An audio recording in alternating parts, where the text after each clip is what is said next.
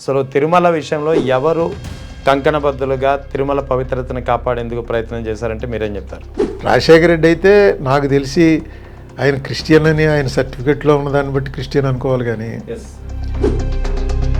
So ఒక్కసారిగా 2009 September 2 helicopter ప్రమాదానికి గురైంది రాజశేఖర రెడ్డి ప్రయాణించినటువంటి చాపర్ అని తెలిసినప్పుడు ఎలా ఫీల్ అయ్యారు? చచ్చిపోకూడదు. అప్పుడు కొంచెం 2-3 ఏళ్ళ తర్వాత ఇదే యాక్సిడెంట్ జరిగినా ఆ రోజు వాతావరణం కూడా చాలా ప్రతికూలంగా ఉంది. వెళ్ళొద్దు అని చెప్పి చాలామంది వారించినా సరే, పైలట్ నుంచి కూడా ఇన్స్ట్రక్షన్స్ వచ్చినా సరే, లేదు నేను మాట ఇచ్చాను వెళ్ళాలి తప్పదు అని చెప్పి వెళ్ళారు. అవన్నీ తర్వాత నాకు తెలిసి రాజశేఖర రెడ్డి పూర్తిగా పైలట్ ఏం చెప్తే అదే చేస్తాడు.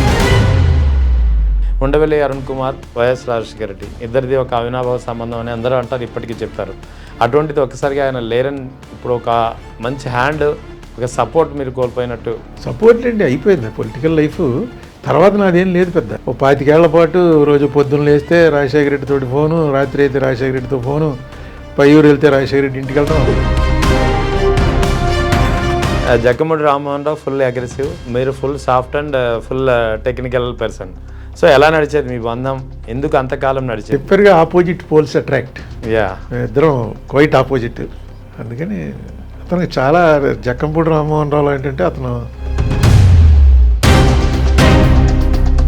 2 ఏళ్ల వ్యవధిలో మీ క్లోజ్ అసోసియేట్స్ ఇద్దరు ప్రాణాలతో. అప్పుడు నాకు రాజశేఖర రెడ్డి చనిపోయినప్పుడే ఇంట్రెస్ట్ పోయింది. ఇంకా పెద్ద వైఎస్ జగన్ వైఎస్ఆర్ కాంగ్రెస్ పార్టీ స్థాపించారు.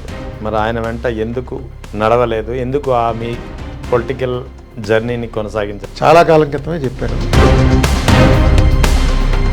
ప్రధానంగా 2024లో ఎన్నికల్లో వైఎస్ఆర్ కాంగ్రెస్ పార్టీ ఓటమికి దారితీసినటువంటి ప్రధాన కారణాలు ఏంటి అంటే మీరేం చెప్తారు? పవన్ కళ్యాణ్, చంద్రబాబు నాయుడు ఎప్పుడైతే కలిశారో అయిపోయింది ఎలక్షన్.